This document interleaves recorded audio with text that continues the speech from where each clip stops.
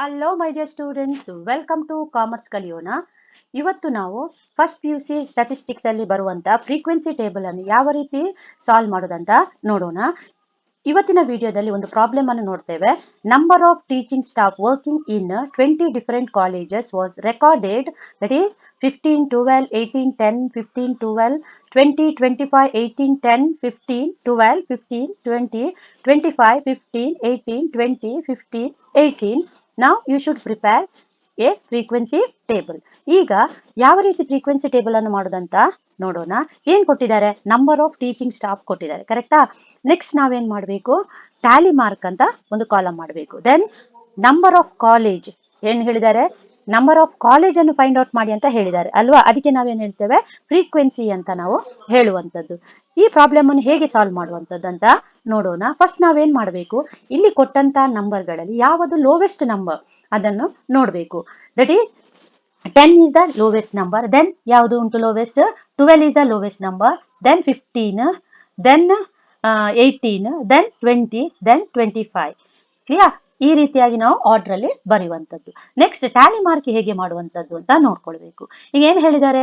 ಈಗ 15 ಇಲ್ಲೊಂದುಂಟು 1, 2, 3, 4, 5, 6.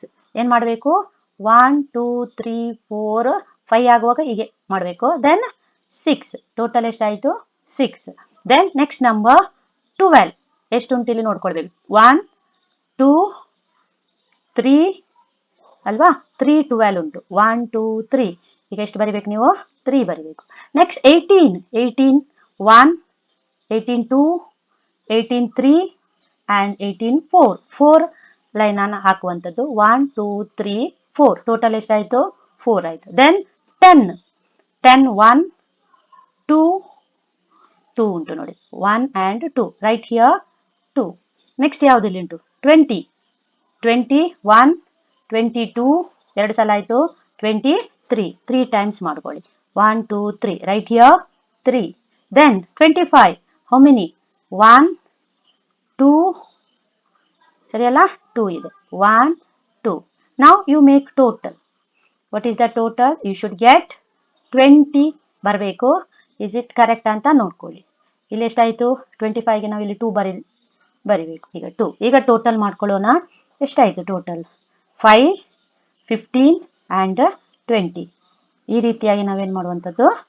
Frequency table ಅನ್ನು calculation ಮಾಡುವಂಥದ್ದು.